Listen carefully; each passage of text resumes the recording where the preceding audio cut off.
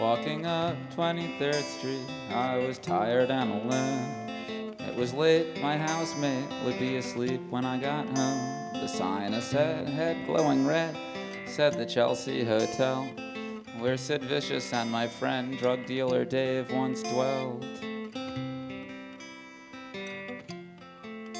The street was black under my feet, which continued their walking, though I was vaguely interested in the folks behind me talking. Two guys, maybe gay, wearing raver-type suits, and a girl wearing glasses who looked kinda cute. Her hair was short and curly, she had a tattoo on her back, which I could see 'cause her red shirt was sleeveless with straps. But I only saw this later, not in my first glance, though I could hear them talking behind me, and as if by chance, she was trying to describe a song I knew well, Leonard Cohen's song about the Chelsea Hotel. And I smiled a smile to myself when she said that it's the song where he talks about someone giving him head on a bed that's unmade, and how the song was outrageous. And that's when I got uncharacteristically courageous. I could have left the three of them laughing and just gone on home, but I turned and I faced her and I said, "Leonard Cohen?"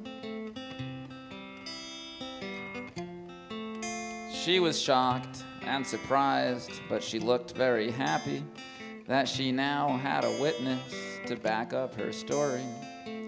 She looked at me with her spectacled eyes and said, "See, I told you," to the two other guys.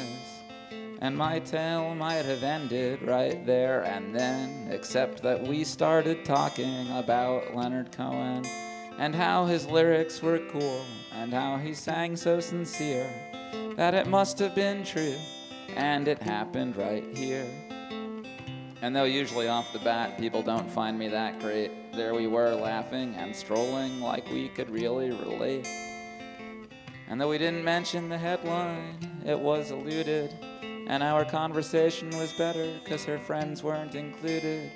The guys were more into each other, at least that's how it seemed to me, and I heard the faint knocking of opportunity, though it's easy for me now, upon my looking back, to think of all the things I could have said to make me the Mac. Just keep the sad truth in mind as I tell this to you, that we really only talked for a minute or two, and I never got her name and she never got mine, but in those couple of short minutes we had a pretty good time.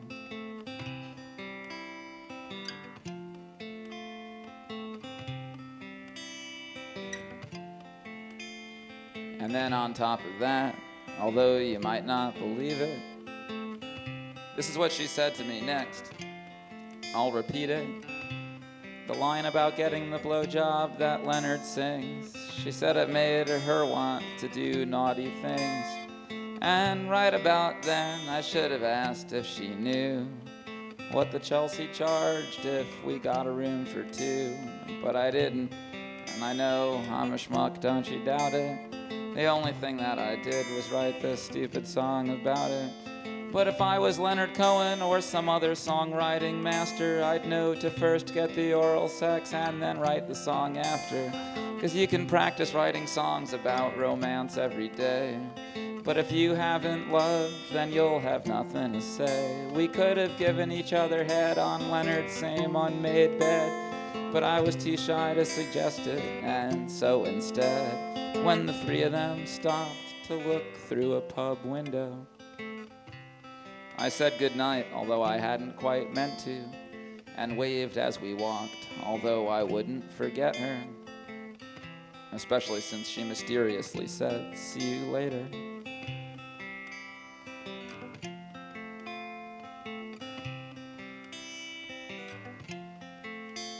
So now every time I'm walking, I hope that we meet, and on purpose I always go up 23rd Street, where the sign glowing red says the Chelsea Hotel, where Sid Vicious and my friend drug dealer Dave once dwelled. Except that life doesn't work out the way it does in old songs That's why we sing relatively new ones to say what really goes on.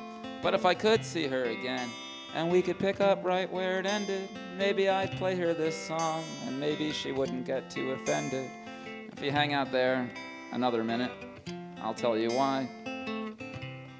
There is more to this situation than meets the eye. 'Cause you might think that it's sad, and you might think that it's pathetic, that I'm still singing this song, and that she will never know it. But if you think for a minute about just what that means, you'll realize it's actually a wonderful thing. That all around the world there may be folks singing tunes for the love of other people that they barely knew.